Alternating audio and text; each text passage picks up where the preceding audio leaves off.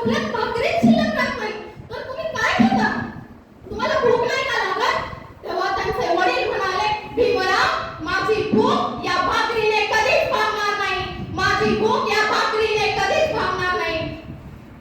तुम्ही एवढे मोठे व्हा, एवढे मोठे व्हा, एवढे मोठे व्हा की तुमचा मोठापण बघूनच माझं पोट भरेल. भीमराव, तुम्ही मोठे व्हा, भीमराव, तुम्ही मोठे व्हा. हे अन्न माझं पोट कधीच भरू शकणार नाही. हे अन्न माझं पोट कधीच भरू शकणार नाही. जर तुम्हाला माझं पोट भरायचं असेल तर तुमच्या ज्ञानाने भरवा भीमराव. जर तुम्हाला माझं पोट भरवायचं असेल तर तुम्ही ग्रहण केलेल्या ज्ञानाने भरवा. अरे, ज्यांच्या घरी वीजच नव्हती, ज्यांच्या घरी वीजच नव्हती त्यांनी रस्त्यावरच्या विजेच्या खांबाखाली बसून शिक्षण घेतलं.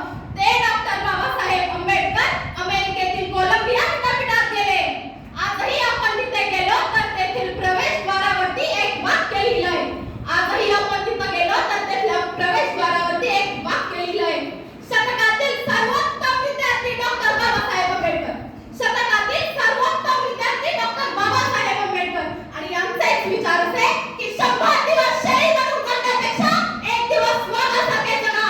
100 दिवस शेळी बनून जगण्यापेक्षा एक दिवस वाघासारखे जगा असे म्हणाले डॉक्टर बाबासाहेब आंबेडकर. कित्येकांचे प्रेरणास्थान होते असे म्हणणारे डॉक्टर बाबासाहेब आंबेडकर कित्येकांचे प्रेरणास्थान होते. जर तुमच्याकडे 2 रुपये असतील, जर तुमच्याकडे 2 रुपये असतील तर 1 रुपयाचं पुस्तक घ्या आणि 1 रुपयाची भाकरी घ्या. कारण पुस्तक तुम्हाला जगायला शिकवेल आणि भाकरी तुम्हाला जगवेल. कारण पुस्तक तुम्हाला जगायला शिकवेल आणि भाकरी तुम्हाला जगवेल असे म्हणणारे डॉक्टर बाबासाहेब आंबेडकर कित्येकांचे प्राण होते.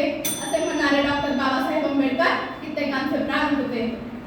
शेवटी जाता जाता एवढंच म्हणे, शेवटी जाता जाता एवढंच म्हणे की ज्ञान से